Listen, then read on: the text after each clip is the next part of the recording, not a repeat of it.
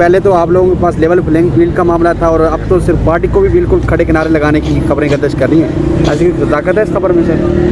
دیکھیں، آج میں الیکشن کمیشن کے پاس توہین الیکشن کمیشن کا کیس لگا ہوا تھا عمران خان کے خلاف. نہ مجھے نوٹس آیا، نہ عمران خان کو پتہ ہے، نہ میرے کسی وکیل کو پتہ ہے، نہ میرے کسی جونیئر کو پتہ ہے، نہ مجھے کوئی میسج آیا، نہ ٹیلی فون کال آئی.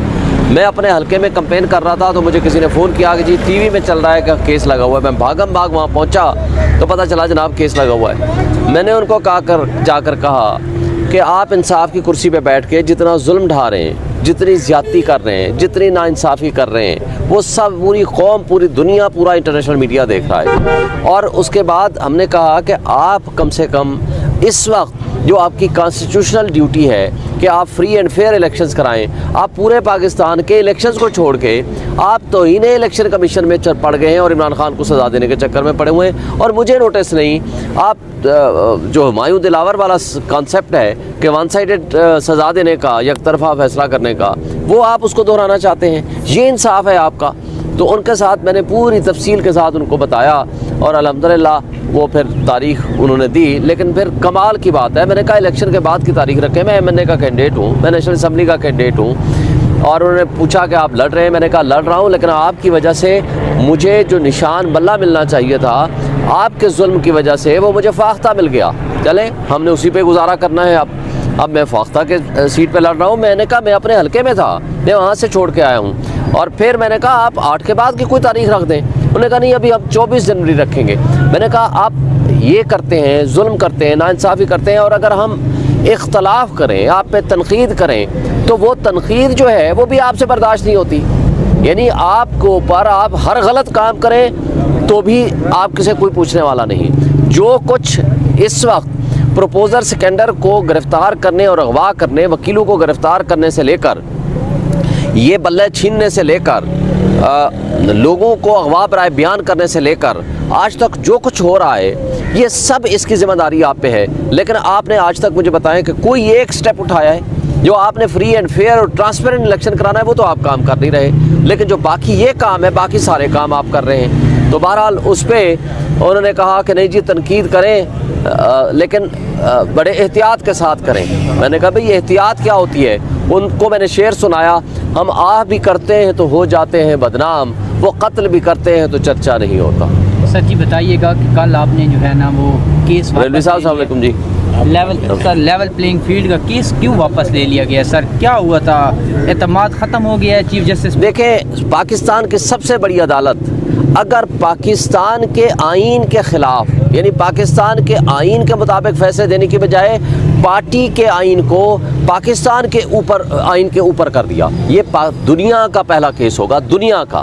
تو جب اتنی ناانصافی صریحاً ہو رہی ہے، ہم لیول پلینگ فیلڈ لینے آئے تھے، انہوں نے ہم سے فیلڈ ہی چھین لیا، تو ہم کیا ان سے انصاف کی توقع رکھیں جب انصاف کی ایک ایکسپیکٹیشن ہی نہیں ہے؟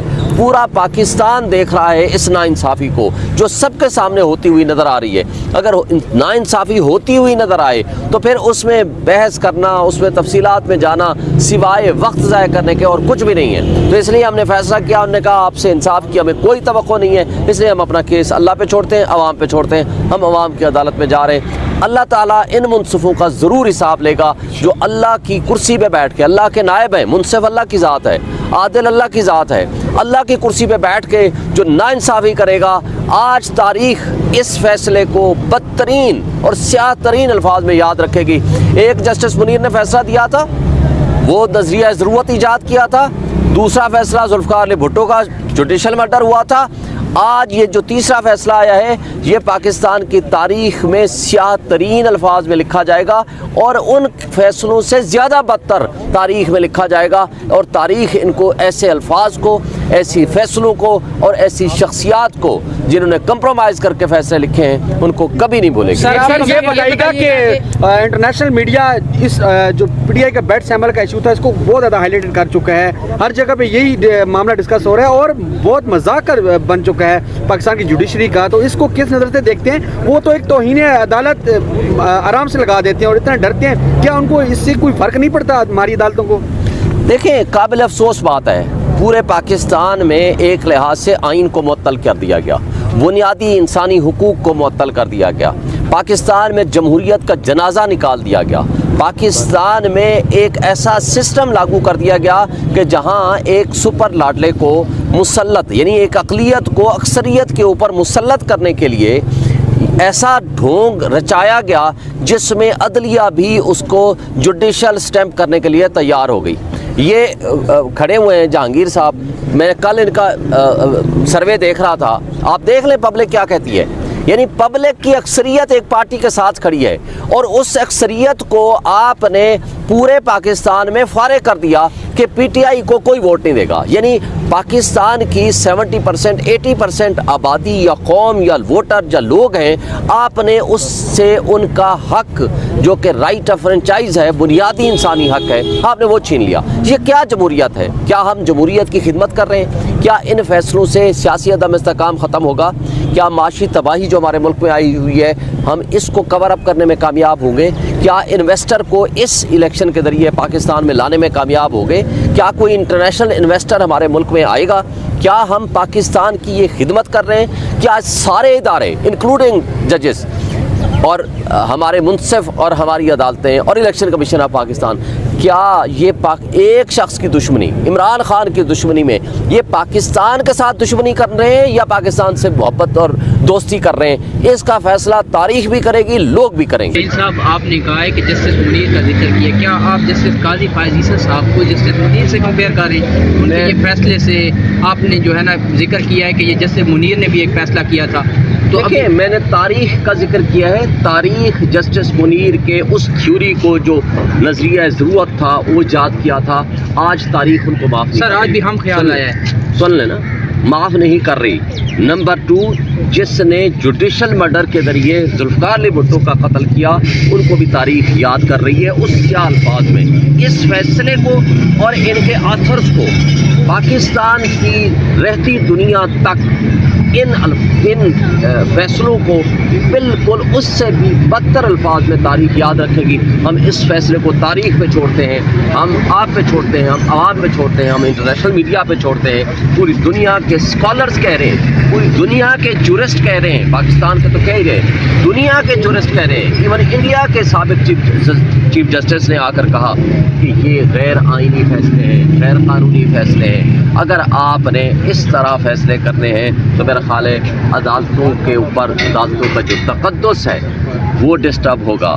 عدالتوں کے اوپر جو عوام کا ایک ٹرسٹ ہوتا ہے، کیونکہ یہ ٹرسٹ کی بنیاد پر چلتی ہے، کیونکہ ان کے پاس فوج تو نہیں ہوتی، یہ اخلاقی اتھارٹی ہوتی ہے، اس لیے وہ اپنی مورل اتھارٹی کھو چکے ہیں. سر آپ سمجھتے ہیں کہ قاضی صاحب نے وہ ریفرنس والا کوئی بدلہ لیا ہے پاکستان تحریک انصاف سے؟ دیکھیں، منصف جب بدلہ لینے پہ اتر آئے گا، ریفرنس کا بدلہ لینے کے لیے، منصف جس دن بدلہ لینے پہ اتر آئے گا وہ منصف کی خصوصیت سے ختم ہو جائے گا، وہ پھر منصف نہیں رہے گا. اچھا شعیب شاہین صاحب، کیا آپ لوگ اس فیصلے کے خلاف ریویو میں جا رہے ہیں سپریم کورٹ آف پاکستان؟ جی انشاءاللہ ریویو میں ضرور جائیں گے اور ہم یہ ریکویسٹ کریں گے کہ لارجر بینچ بنائیں اور لارجر بینچ پھر اس کیس کا فیصلہ کریں. تو آپ کو لگتا ہے کہ اس کے بعد بھی انصاف ہوگا یا بدلہ ملے گا؟ دیکھیں، ہمیں انصاف ملے یا نہ ملے، ہم نے اپنا جو حق ہے اس کے لیے جدوجہد جاری رکھنی ہے، لیگل بھی اور عوام کی بھی.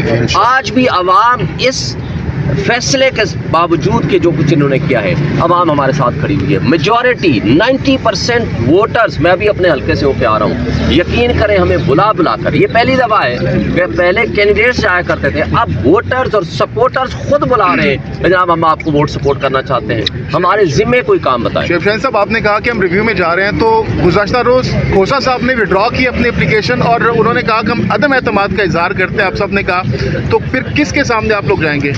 دیکھیں، عدلیہ نہ کسی شخصیت کا نام ہے نہ کسی عمارت کا نام ہے. عدالتیں اس وقت پاکستان کے آئین کے تابع کام کرنے کی پابند ہیں.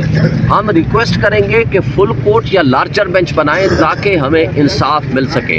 اگر نہیں ملے گا تو پھر پاکستانی پوری قوم، پوری عوام سب دیکھے گی. سر آپ کو لگتا ہے یہ جو الیکشن کمیشن کا داخلہ بھی بند کر دیا سپریم کورٹ آف پاکستان میں؟ آپ سے ڈر ہے نا، کیونکہ آپ سچ دکھاتے ہیں.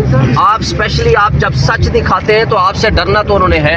अच्छा सर, आपको लगता है जो इलेक्शन कमीशन आपके खिलाफ एक फरीक का किरदार अदा कर रहा है, वो इलेक्शन वाले दिन जो रिजल्ट्स हैं वो जो है फ्री एंड फेयर अनाउंस कर सकता है, आपको लगता है? देखें, जितना भी ये जुल्म करेंगे 80% 90% कौम पब्लिक लोग हमारे साथ खड़े हैं, कितना एक जुर्म कर पाएंगे। मीडिया मौजूद है, आप लोग सोशल मीडिया मौजूद है, असल डर आप लोगों से है, डिजिटल मीडिया से, क्योंकि जो दूसरा मीडिया है उनके ऊपर जबर है, उनके ऊपर जुल्म है, वो आज़ाद नहीं है। जो आप सोशल मीडिया है, डिजिटल मीडिया है, वो कम से कम इस वक्त तक आज़ाद है। इसलिए हमें आपसे तवक्को है, आप सच दिखाएंगे तो इंशाल्लाह ये फ्रॉड नहीं कर पाएंगे। Thank you sir.